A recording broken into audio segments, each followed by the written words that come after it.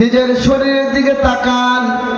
যখন পৃথিবীতে কোনো মানুষ জন্মগ্রহণ করে তার শরীরের মধ্যে অনেকগুলো চুল থাকে, অনেকগুলো পশম থাকে। কি থাকে? অনেকগুলো চুল থাকে, পশম থাকে। প্রত্যেকটা মানুষের বয়স যত, চুলের বয়স তত, চোখের উপরের পাপড়ি যেটা আছে তার বয়স তত। আপনি চিন্তা করেন, চুল কাটার জন্য মাসে একবার সেলুনে যেতে হয়, কিন্তু চোখের পাপড়ি কাটার জন্য সেলুনে যাওয়া লাগে না। আপনি চিন্তা করেন, এই চোখের পাপড়ি কার কথা শুনে বড় হয় না? আল্লাহু আকবার। কার আদেশ মানে? কার আদেশ মানে? এখানেই তো প্রমাণ হয় যে আল্লাহ আছে। কারণ চুলের বয়স যত, পাপড়ির বয়স তত, কিন্তু আমাকে চুল কাটার জন্য প্রত্যেক মাসে একবার সেলুনে যেতে হয়। পাপড়ি কাটার জন্য, ভুরু কাটার জন্য আমাকে সেলুনে যেতে হয় না। এই ভুরু পাপড়ি কার আদেশ মানে? আল্লাহ। যুক্তি হবে কি? যুক্তি তো এটাই, চুলও বড় হবে, পাপড়িও বড় হবে, ভুরুও বড় হবে। হয় না কেন? এই জন্য আল্লাহ বলেন, আফিল আরদি আয়াতুল লিল মুকিনিন ওয়া ফি আনফুসিকুম আফালা তুবসিরুন। বান্দা, পৃথিবীর প্রতিটি সৃষ্টিতে এবং তোমাদের নিজেদের সত্তায় রয়েছে এক লাশারিক আল্লাহর অস্তিত্বের বিপুল নিদর্শন। সুবহানাল্লাহ। আপনি খেয়াল করবেন, পৃথিবীতে কোটি কোটি মানুষ, কারো চেহারার সাথে কারো মিল না। বিশেষ করে আমরা দলিল পত্র করতে গেলে সিগনেচার দেই না, শুধু সিগনেচারে সারে এটা নকল করতে পারে, এই জন্য টিপ দেয়। টিপ কি দেয়? এখন পর্যন্ত আবিষ্কার হয় নাই যে কারো বৃদ্ধাঙ্গুলের রেখা অন্য কারোর সাথে এক হইতে পারে। এই জন্য অনেক নাফরমান সন্তান আছে, মরা বাপেরও টিপসই নেয়, জোর করে নেয় কিনা? কারণ সে জানে সিগনেচার নকল হয়, টিপসই কখনো নকল হতে। এই জন্য আল্লাহ বলেন, আফি আনফুসিকুম আফালা তুবসিরুন। বান্দা, তোমার নিজের সৃষ্টিতে দেখো, তোমার শরীরের দিকে তাকায়া দেখো, আল্লাহ তাআলার অনেক নিদর্শন তুমি দেখতে পাবা। সুবহানাল্লাহ। এই জন্য ভয় করতে হইবে কাকে? আল্লাহকে। আল্লাহ আমাকে সৃষ্টি করলেন, আকৃতি দান করলেন, শুধু আকৃতি গঠন সৃষ্টি করে ছেড়ে দিলেন না, আল্লাহ তাআলা আমার রিজিকেরও ব্যবস্থা করলেন। সুবহানাল্লাহ।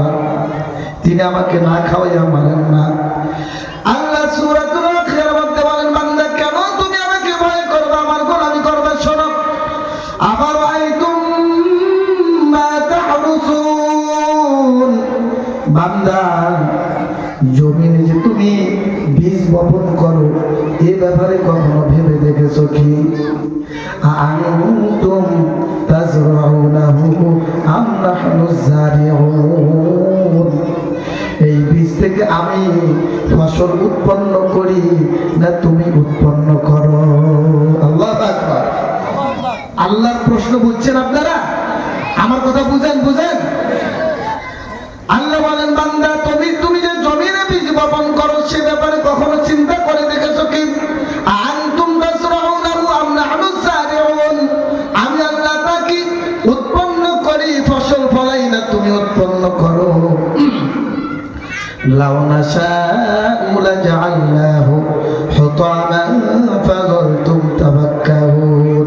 বান্দা, আমি ইচ্ছা করলে ওই ফসলগুলোকে খড়কুটায় পরিণত করতে পারতাম, নষ্ট করতে পারতাম, তখন তোমরা হতভম্ব হয়ে যেতে। আল্লাহু আকবার। আল্লাহকে আমাদের ফসল নষ্ট করে? আল্লাহ বলেন, যদি নষ্ট করে দিতাম, ইন্না লামুগরামুন বাল নাহনু মাহরুমুন, তখন তোমরা আফসোস করে বলতে, আল্লাহ ঋণ করে খেতি করেছিলাম, ধার করে খেতি করেছিলাম, আজকে তো আমি ঋণের সাথে পড়ে গেলাম, আর আমি তো সম্পূর্ণ মাহরুম হয়ে গেলাম। আল্লাহু আকবার। আল্লাহ বলেন, বান্দা তুমি কি কখনো চিন্তা করেছো? এই জন্য বান্দা আল্লাহকে ভয় করতে হবে। এরপরে আল্লাহ বলেন, আফারাআইতুমুল মা আল্লাযী তাশরাবুন, বান্দা তুমি যে পানি পান করো সে ব্যাপারে কখনো চিন্তা করে দেখেছো কি? আনতুম আনজালতুমুহু মিনাল মুজনি আম নাহনুল মুনজিলুন, এই পানি আকাশ থেকে আমি নামিয়ে আনি, আমি বর্ষণ করি, না তুমি নামিয়ে আনো? আল্লাহু আকবার। এই পানি বর্ষণ করে কে? পৃথিবীর কোন শক্তি আছে আকাশ থেকে পানি নামিয়ে আনা? আল্লাহ যদি পানি না দেন, আল্লাহ বলেন সূরাতুল মুলকের মধ্যে, কুল আরাআইতুম ইন আসবাহা মাউকুম গাওরান ফামান ইয়াতিকুম বিমাইন মাইন, হে নবী তাদেরকে বলো ভেবে দেখো তো, আল্লাহ যদি তোমরা যে পানি পান করে ব্যবহার করো, এই পানিকে জমিনের নিচে নিয়ে যান, আল্লাহ ছাড়া এমন কে আছে যে তোমাদেরকে প্রবাহমান পানি এনে দিতে পারে?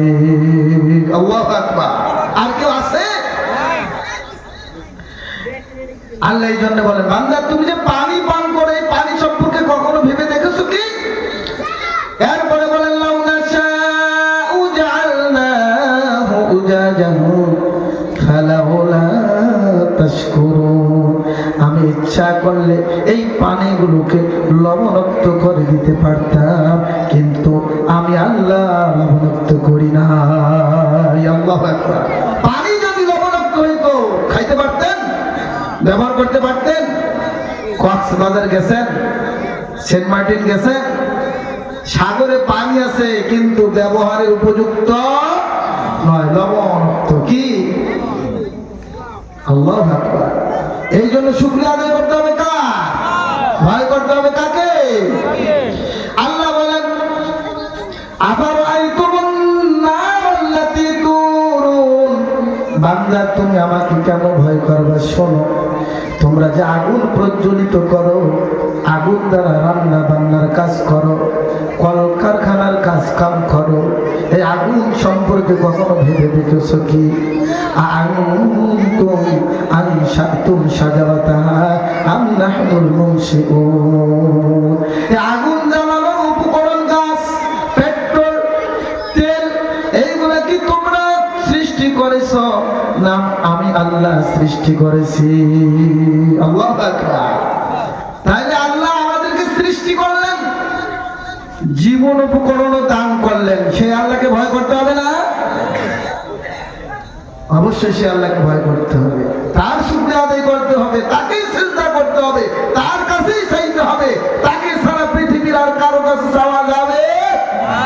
যে আল্লাহ আমাকে অস্তিত্বহীন থেকে অস্তিত্ব দান করলেন, আমার জীবিকার ব্যবস্থা করে দিলেন, সেই আল্লাহ আমাকে এই পৃথিবীতে সব কিছু দিতে পারেন, ঠিক কিনা? এই জন্য চাইতে হবে কার কাছে? আল্লাহ। পৃথিবীর কারো কাছে নয়। পৃথিবীর কারো কাছে? কোন বাবার কাছে? কোন বাবা আমাকে সৃষ্টি করছে, আমাকে রিজিক দিতে পারে? একটু আগে কি বলছেন?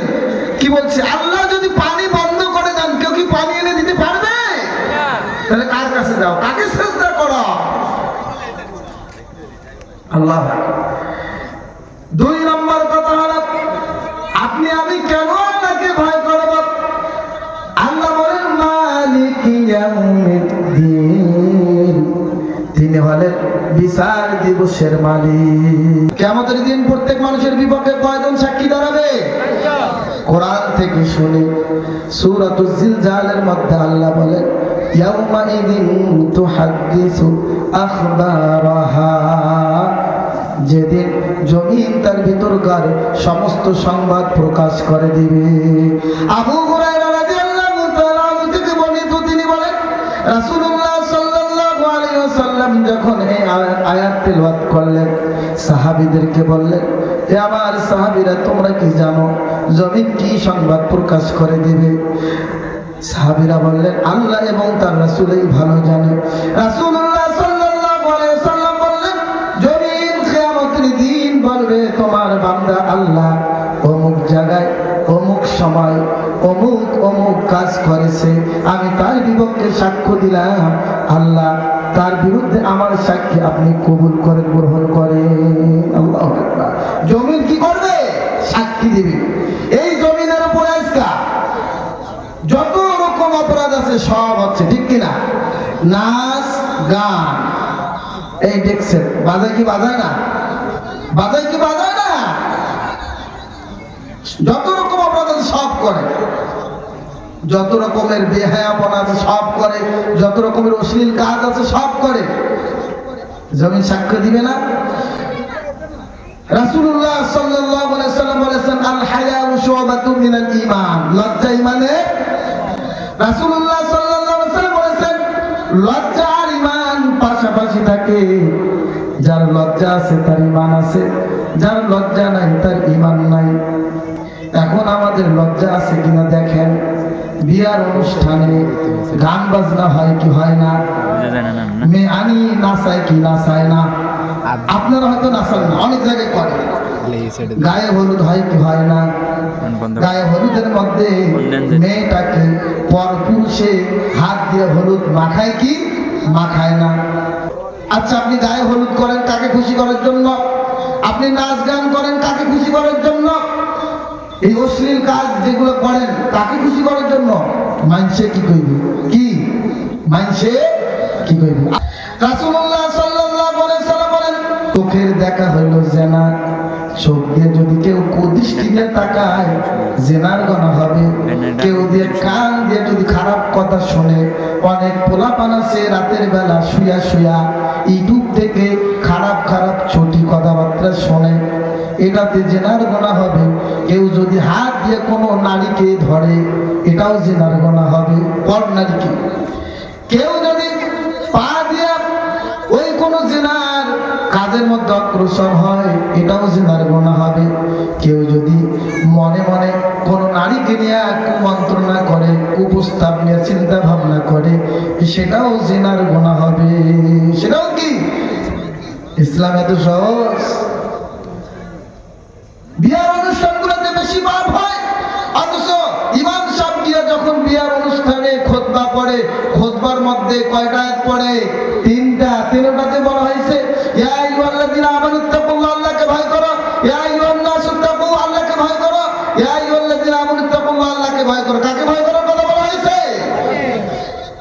আপনি সুন্নাহ বিরোধী কাজ করলেন, বিয়ার অনুষ্ঠান করলেন, আল্লাহকে ভয় করা হয়েছে? রাসূলুল্লাহ সাল্লাল্লাহু আলাইহি ওয়াসাল্লাম বলেন, কিয়ামতের দিন প্রত্যেক মানুষের বিপক্ষে চার শ্রেণীর সাক্ষী দাঁড়িয়ে যাবে। এক নম্বর হলো জমিন। আল্লাহ বলেন, আমিনতুম মান ফিস সামাই আইয়াখসিফা বিকুমুল আরদা ফাইদা হিয়া তামুর।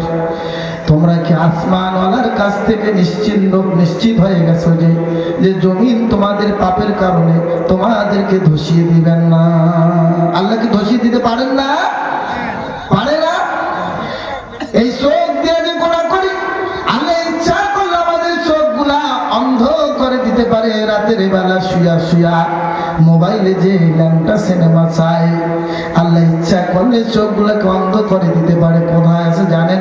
সূরাতুল ইয়াসিন 66 নম্বর আয়াতে আছে, ওয়ালাউ নাশাউ লাতামাসনা আলা আ'য়ুনিহিম ফাস্তাবাকুস সিরাতা ফাআন্না ইউবসিরুন।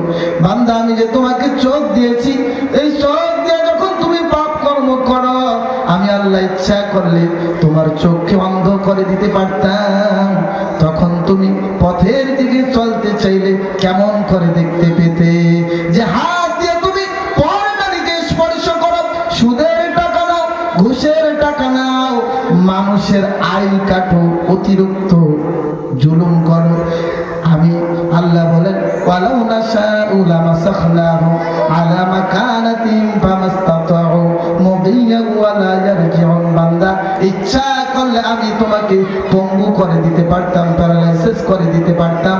তখন তুমি সামনেও চলতে পারতে না, পিছনেও চলতে পারতে না। আল্লাহু আকবার। আল্লাহকে আমাদেরকে পঙ্গু করে দিয়েছেন? দেন নাই। আল্লাহ আমাদেরকে সুযোগ দিয়েছেন। কি দিয়েছেন? তাহলে এক নম্বর সাক্ষী কি? জমিন। দুই নম্বর সাক্ষী হলো ফেরেশতা। দুই নম্বর সাক্ষী কে? আল্লাহ রাব্বুল আলামিন বলেন ওয়া ইন্না আলাইকুম লাহাফিজিন কিরামান কাতিবিন ইয়ালামুনা মা তাফআলুন। অবশ্যই তোমাদের উপর তত্ত্বাবধায়ক নিযুক্ত আছে, সংরক্ষণকারী ফেরেশতা আছে, সম্মানিত আমল লেখক বৃন্দ। তোমরা যা করো তারা তা জানে। আল্লাহু আকবার। আমরা যা কিছু করি এই ফেরেশতারা সবকিছু কি জানে। শুধু কি জানে? আল্লাহ বলেন আমি ইয়াহসাবুনা আন্না লা নাসমাউ সিররাহুম ওয়া নাজওয়াহুম বালা ওয়া রাসূলুনা লাদাইহিম ইয়াকতুবুন। তোমরা কি মনে করো তোমাদের গোপন কথা, গোপন পরামর্শ আমি আল্লাহ শুনি না? হ্যাঁ, অবশ্যই শুনি। শুধু তাই নয়, আমার ফেরেশতারা তোমাদের পাশে থেকে সেগুলা লিপিবদ্ধ করে। আল্লাহু আকবার। তারা লিপিবদ্ধ করে রাখে। কিয়ামতের দিন প্রত্যেক মানুষের আমলনামা আল্লাহ রাব্বুল আলামিন আমাদেরকে খুলে দেখাবেন। আল্লাহ বলেন ওয়া কুল্লা ইনসানিন আলজামনাহু তাইরাহু ফি উনুকিহি ওয়া নুখরিজু লাহু ইয়াওমাল কিয়ামাতি কিতাবান ইয়ালকাহু মানশুরা। আমি প্রত্যেক মানুষের কর্মকে তার গিরবালগ্ন করে রেখেছি। কিয়ামতের দিন আমি আল্লাহ তাকে বের করে দেখাবো একটি কিতাব যা সে খোলা অবস্থায় পাবে। আল্লাহ বলবেন ইকরা কিতাবাকা কাফা বিনাফসিকাল ইয়াওমা আলাইকা হাসিবা। আজ তোমার আপন রিপোর্ট পড়ো, আজ হিসাব গ্রহণের জন্য তুমি নিজেই যথেষ্ট। আল্লাহ। আমাদের আমলনামা আমাদের সামনে থাকবে। আল্লাহ বলেন মা ইয়ালফিযু মিন কওলিন ইল্লা লাদাইহি রাকীবুন আতীদ। মানুষ এমন কোন কথা বলে না, এমন কোন কাজ করে না যা রেকর্ড করা হয় না। এই যে আমি কথা বলছি, রেকর্ড করা হচ্ছে না? যেদিন আমলনামা প্রকাশ করে দেওয়া হবে, আল্লাহ বলেন ওয়াউদিআল কিতাবু ফাতারাল মুজরিমিনা মুশফিকিনা মিম্মা ফীহি ওয়া ইয়াকুলুনা ইয়া ওয়াইলাতানা মা লিহাযাল কিতাবি লা ইউগাদিরু সগীরাতান ওয়ালা কাবীরাতান ইল্লা আহসাহা ওয়া ওয়াজাদু মা আমিলু হাদিরা।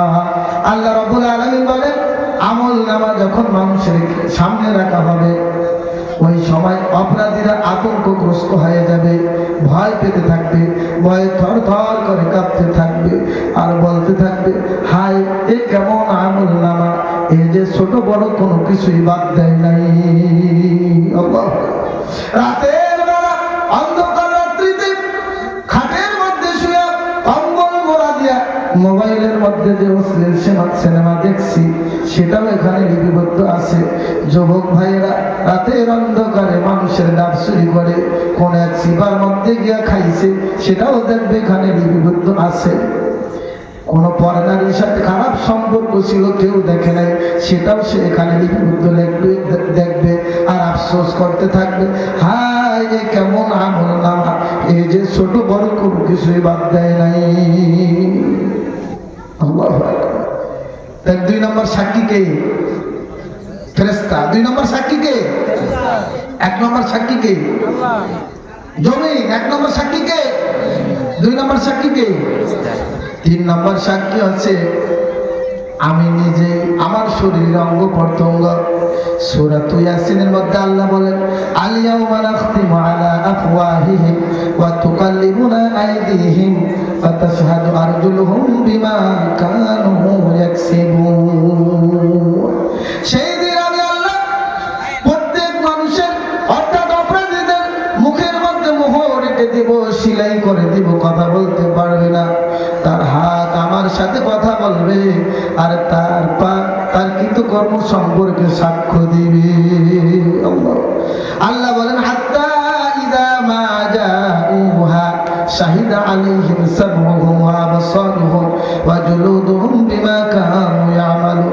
অপরাধীরা যখন জাহান্নামের কাছে যাবে তখন তার কান, তার চক্ষু, তার শরীরের চামড়া তার কৃতকর্ম সম্পর্কে সাক্ষ্য দিবে। তখন অপরাধী তার চামড়া অঙ্গ প্রত্যঙ্গকে বলবে ওয়াকালু লিজুলুদিহিম লিমা শাহিদতুম আলাইনা ক্বালু আনতাকাল্লাহুল্লাযী আনতাকা কুল্লা শাই। অপরাধী তার ত্বককে বলবে, চামড়াকে বলবে তোমরা আমার বিপক্ষে কেন সাক্ষ্য দিলে? তখন তার তো অঙ্গ প্রত্যঙ্গ বলবে যে আল্লাহ সব কিছুকে কথা বলার শক্তি দিয়েছেন, সেই আল্লাহ আমাদেরকেও কথা বলার শক্তি দিয়েছে। আল্লাহু আকবার। যে শরীরের যত্ন নিতেছেন, শরীরকে সাজাচ্ছেন প্রয়োজনের অতিরিক্ত, সেই শরীরটাও আমি আপনার কি নয়, আপন। তাহলে 3 নম্বর সাক্ষীকে নিজের অঙ্গ প্রত্যঙ্গ। আমি মা বোনদেরকে বলবো, মা ও আমার বোন, আপনারা যান বেপরদায় চলেন, শরীরে সাজগোজ করেন। আপনি কি কখনো চিন্তা করেছেন একজন পুরুষ যখন মারা যায় তার জন্য 3টা কাপড়ের টুকরা, কয়টা কাপড়ের টুকরা? আর একজন যখন মহিলা মারা যায় তার জন্য কাপড়ের টুকরা 5টা, কয়টা? আচ্ছা বলেন, একজন মহিলা যতই সুন্দর হোক না কেন, সুন্দরী হোক না কেন, যখন মৃত্যুবরণ করে, কোন যুবক কি তাকে বিবাহ করবে? কোন যুবক কি তার সাথে থাকতে চাইবে?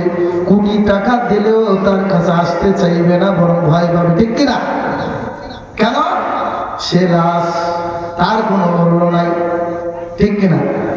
যে লাশটার কোনো মূল্য নাই, ও মা, যখন তুমি মরে যাইবা তোমার কোনো মূল্য থাকবে না।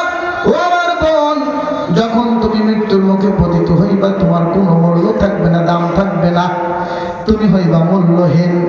ওই মূল্যহীন লাশটাকে যদি 5টা কাপড় দিয়ে ঢাকি কবরে নামাইতে হয়, তাহলে যখন তুমি জীবিত থাকো ওই সময়ে কত যুবক তোমার প্রতি আকৃষ্ট হয়, ঠিক কিনা?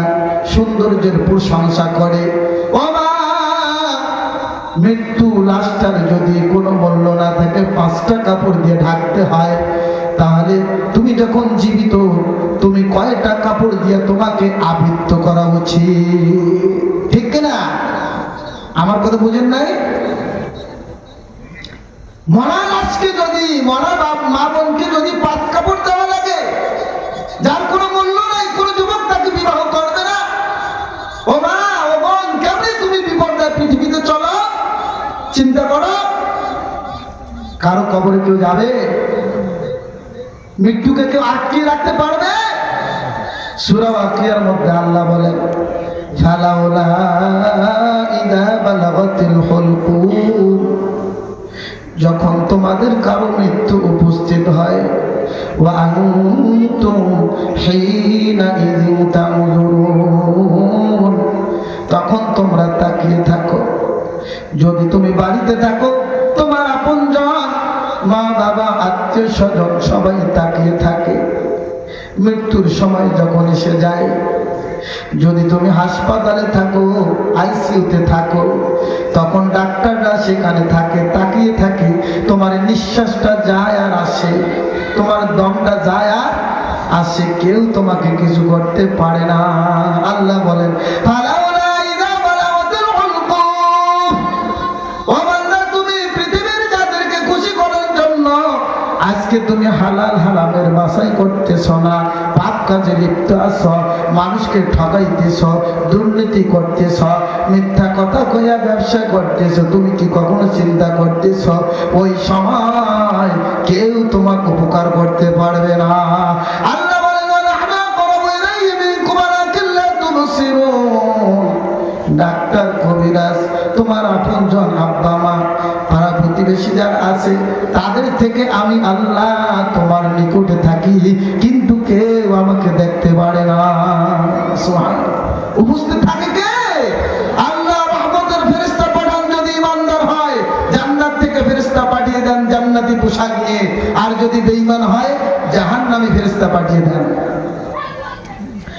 আল্লাহ রাব্বুল আলামিন আরো বলেন, ফালাউলা ইন কুনতুম গায়রা মাদিনিন, ও পৃথিবীর মানুষ, তোমরা যারা মনে করো কিয়ামতের দিন হিসাব কিতাব হবে না, বিচার হবে না, তারজিউনা ইন কুনতুম সাদিকিন, তাহলে মৃত্যুর সময় মানুষের কাছ থেকে, বডি থেকে যে আত্মাটা বের হয়ে যায়, রূহটা বের হয়ে যায়, তাহলে তোমরা এই আত্মাকে ফিরাও না কেন, যদি তোমরা সত্যবাদী হয়ে থাকো। আল্লাহু আকবার। এই আত্মাকে কেউ ফিরাইতে পারবে? আমার কথা বোঝেন নাই? ভালো করে শুনুন।